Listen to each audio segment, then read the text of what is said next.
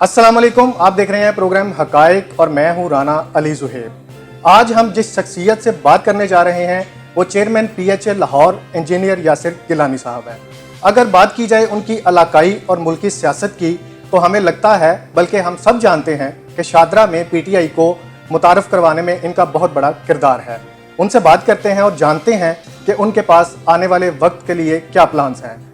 अस्सलाम वालेकुम सर, बहुत शुक्रिया आपके टाइम का। जी वालेकुम सलाम, बहुत शुक्रिया जी आपका भी। सबसे पहले तो ये बताइएगा कि आपके तवसत से जो शादरा की आवाम है उनमें एक उम्मीद जागी है कि वो सुख का सांस लेंगे और वो प्रोजेक्ट है शादरा चौक फ्लाईओवर वाला। हमें उस पर थोड़ा सा अपडेट कीजिएगा कि वो है क्या और ये कितनी देर तक मुकम्मल हो जाएगा, क्योंकि आपने भी देखा होगा कि बहुत ज़्यादा प्रॉब्लम है वहाँ पे ट्रैफिक का। बिल्कुल जी, प्रॉब्लम का तो सारे लोग उसको जानते हैं। जब हमारी गवर्नमेंट आई तो उस वक्त प्राइम मिनिस्टर इमरान खान साहब से ये प्रॉमिस हुआ, बल्कि उससे पहले प्रॉमिस हो गया। जब मुझे टिकट नहीं मिला तो मैंने कहा मेरे हल्के के अंदर ये चीज़ें ज़रूरी हैं। 17 पॉइंट एक मॉडल शादरा एजेंडा था जिसका पहला पॉइंट शादरा मोड़ था। तो खान साहब ने उससे पहले भी प्रॉमिस किया था। तो मुझे याद है कि कैबिनेट की तीसरी मीटिंग में खान साहब ने, प्राइम मिनिस्टर साहब ने एज ए प्राइम मिनिस्टर कहा कि शादरा मोड़ का कोई हल निकालें। और कमिश्नर थे मुश्तबा पराचा, उन्होंने फौरी तौर पे उसको रीमॉडलिंग करना शुरू किया। तो मैंने उनसे कहा कि हम तो फ्लाईओवर चाहते हैं। उन्होंने कहा जिसको भी टाइम लगेगा, क्योंकि वो NHA की भी रोड है, फिर LDA भी वहाँ पे करे काम। वो इनके आपस में बजट्स और सारी चीज़ें भी आपस में तय होना थी। लेकिन वहाँ पे रीमॉडलिंग शुरू होके सेफ सिटी को लीड दे के वहाँ पे कैमरेज लग गए और लग गई, वहाँ पे आपके ट्रैफिक सिग्नल्स लग गए, जिससे मैं समझता हूँ कुछ रिलीफ आवाम को मिला। पिछले फ्राइडे को PWDP होती है, प्रोविंशियल वर्किंग डेवलपमेंट पार्टी है, जिसके ऊपर सारे लोग बैठ के फाइनल करते हैं कि जो पंजाब के बड़े बड़े प्रोजेक्ट्स हैं वो फाइनल होना होते हैं। उसकी बाकायदा मंजूरी हो गई है, सारे चैनल्स ने भी बता दिया। अच्छा, ये तकरीबन 9 अरब का मनसूबा है। अच्छा। तो वो इंशाल्लाह अभी शुरू होने जा रहा है। इसकी ये कितनी देर में मुकम्मल होगा? देखिए, इसके फ़ौरन बाद होता है, इसके मिनट्स जारी होते हैं। मिनट्स के बाद फिर इसकी 2-3 रिपोर्ट्स होती हैं। इन्वायरमेंट इम्पैक्ट असेसमेंट रिपोर्ट होती है कि उसका क्या बनेगा। इस तरह की 1-2 और चीज़ें हैं, वो रिपोर्ट्स भी पैरेलल चल रही हैं। मीनवाइल इसके टेंडर डॉक्यूमेंट्स की फ्लोट करने की, इसके ऊपर फर्दर जो मुख्तलिफ अलाइड डिपार्टमेंट्स हैं, वहाँ पे सीवरेज का क्या करना है, वहाँ पे दूसरे डिपार्टमेंट्स ने क्या करना है, लेस्को की वायर्स कैसे होनी है, वो भी फौरी तौर पे अपनी ऑलरेडी उन्होंने कुछ काम किया हुआ है, वो फाइनल अपनी सबमिशन दे देंगे, डिज़ाइन दे देंगे। तो ये सारी चीज़ें ऑन पैरेलल स्टार्ट है।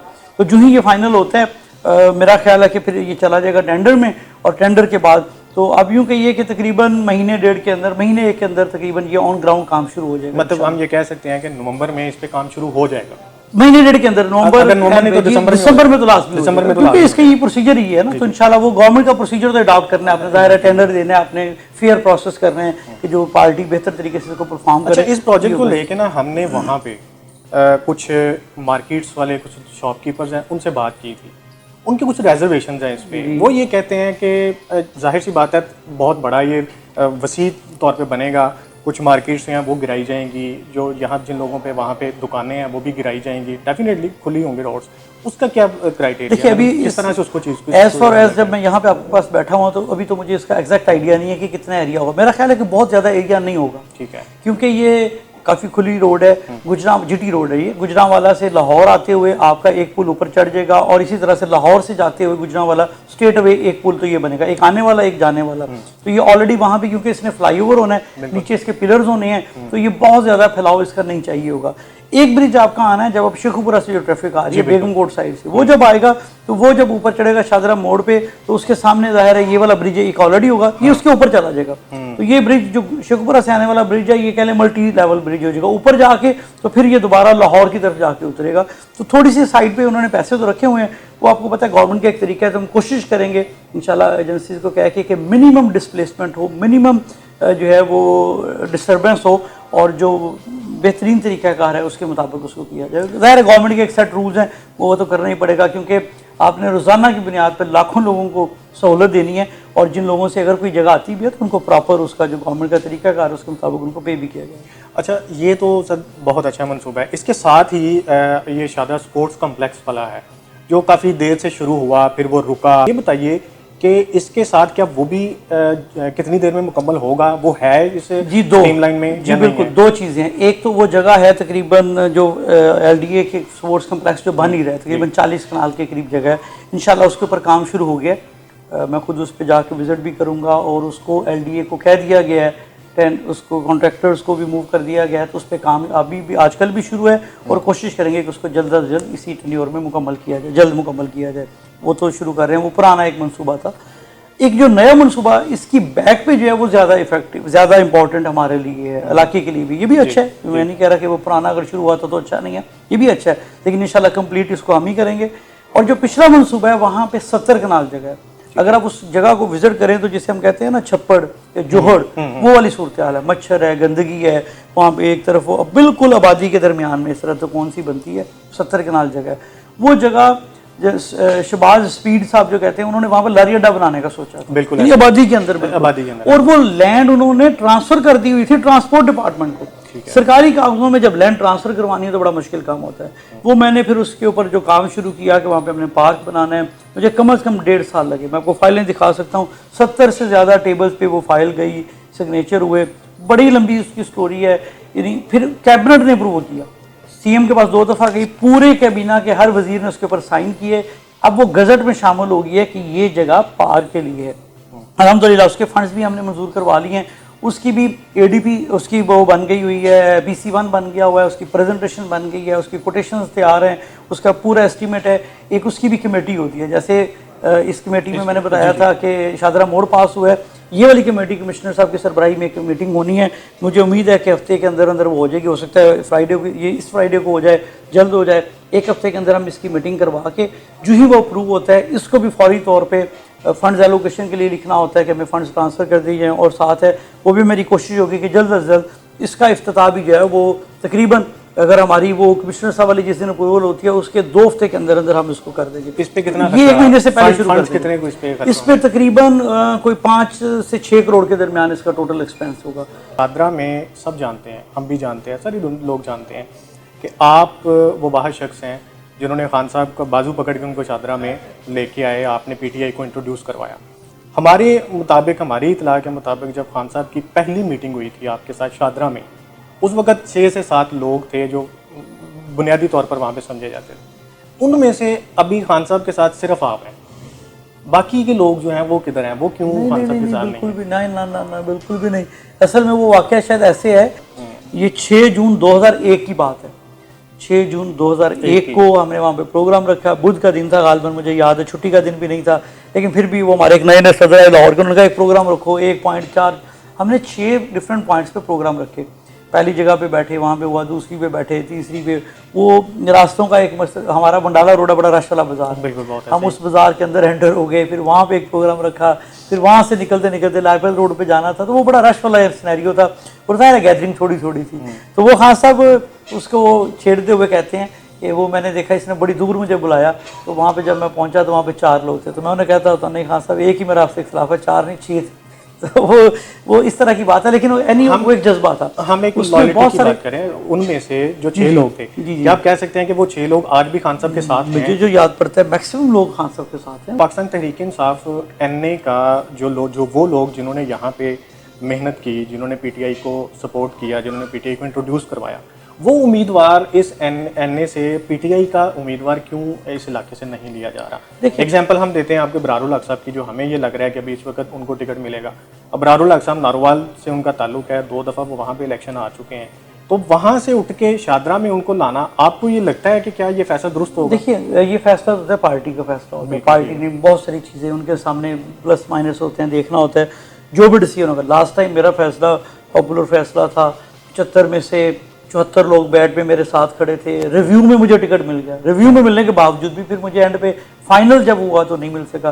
तो ये तो एक मैटर करता है, पार्टी का एट द एंड डिसीजन होता है, लेकिन हमें उस डिसीजन को मानना, उस फैसले को आप मानते हैं कि वो ठीक हुआ था? नहीं, देखिए वो तो खान साहब ने खुद कहा ना, मैं तो मानूं तब जब कहूँ, खान साहब ने खुद कहा कि हमें कंप्रोमाइज़ करना पड़ा, और जिन लोगों ने किया फैसला फिर खान साहब ने उनके बारे में जो कमेंट्स किए वो सब लोगों को पता है, और आज वो लोग हिस्सा नहीं है इस पार्टी का जिन्होंने उस वक्त ज्यादती की। लेकिन नहीं हो, मैं कहने का खान साहब ने तो रिव्यू में मुझे टिकट दे दिया था, लेकिन समटाइम्स कुछ कंप्रोमाइज़ करने पड़ जाते हैं for the bigger cause, for the bigger goal, तो वो एक कंप्रोमाइज़ था, लेकिन कोई बात नहीं। लेकिन पार्टी के डिसीजन को हमने उस वक्त माना। अभी अगर इलेक्शन अनाउंस होता है, आने वाला जनरल इलेक्शन है जी, आपके मुताबिक, देखिए आपसे इसलिए एक सवाल किया जा रहा है कि आप वहाँ पे मौजूद हैं जी, वो आपका हल्का है जी, क्या अबरारुल हक साहब को टिकट देना, अगर पार्टी भी देती है, खान साहब देती है, आपके मुताबिक, हम पार्टी पॉलिसी की बात नहीं कर रहे, हम कंप्रोमाइज़ की बात नहीं कर रहे, हम ग्राउंड रियलिटी की बात कर रहे हैं, क्या ये फैसला दुरुस्त देखिए, होगा? मैं अपने हद तक तो बात कर सकता हूँ, मुझे बहुत सारे लोगों ने कहा, लेकिन मैं समझता हूँ मेरी वर्किंग और मैं इलेक्शन लड़ना वर्किंग की बेस पे। बिल्कुल। मैं कोई बहुत बड़ा रईसज़ादा या बहुत बड़ा कोई नवाब फैमिली से या कोई पॉलिटिकल बैकग्राउंड से इस तरह का नहीं है मेरा कि मैं जिधर मर्जी चला जाऊँ वहाँ से इलेक्शन लड़ लूँ। तो मेरी जो वर्किंग है, लोगों से जो राब्ता है, जो नाता है, जो ताल्लुक़ है, वो अपने टीटी के हल्के पे है। तो उसको स्ट्रॉन्ग करना है, और उसको स्ट्रॉन्ग करने के बाद आमतौर पे ये होता है, जैसे खान साहब ने 6-7 हल्कों से इलेक्शन लड़ा है, नेशनल लेवल के लीडर्स जो हैं वो मुख्तलिफ जगहों से इलेक्शन लड़ते हैं, उमूमन इस तरह से होता है। तो अगर तो वहाँ से कोई कैंडिडेट हो जाए वो भी फाबिया है, अगर कोई बाहर से आता है पार्टी बेहतर फैसला करेगी। इस पर मैं इस वक्त आपके लिए कुछ कह नहीं सकूँगा, तो जो पार्टी फैसला करेगी हमें आमीन होगा इंशाअल्लाह। मैं वाजिद साहब इस वक्त अलहदा एक ग्रुप बना चुके हैं आपके खिलाफ, मतलब आपके नहीं, खिलाफ नहीं, से मुराद ऐसा ये है नहीं।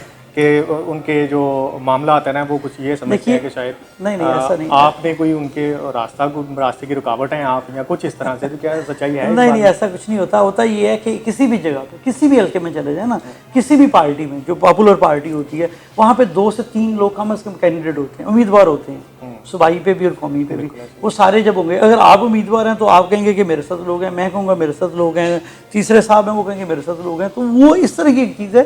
लेकिन once the party has decided, जब पार्टी फैसला कर देगी कि ये है, सब लोगों ने इमरान खान के फैसले के पीछे चलना है, सब लोगों ने बैट को स्टैम्प करना है। वो बैट जिसके भी पास होगा वो उसके चलेगा। और वो भी हमारे भाई हैं, कोई ऐसा इशू नहीं, पिछला इलेक्शन उन्होंने लड़ा, बहुत कम वक्त में बड़े अच्छे वोट लिए। अगर खान साहब आपसे ये पूछते हैं कि एक तरफ इब्रारुल हक साहब है और एक तरफ महर वाजिद है, जब पूछे इंजीनियर यासिर गिलानी मुझे बताएं कि मैं टिकट किसको दूं, तो आपका वोट किसकी मैं तरफ? खान साहब को बताऊंगा ना उस वक्त, अभी नहीं बताऊंगा। शादरा में एक प्रॉब्लम है बड़ी सीरियस किस्म की। वो प्रॉब्लम ये है मुनशियात को लेकर।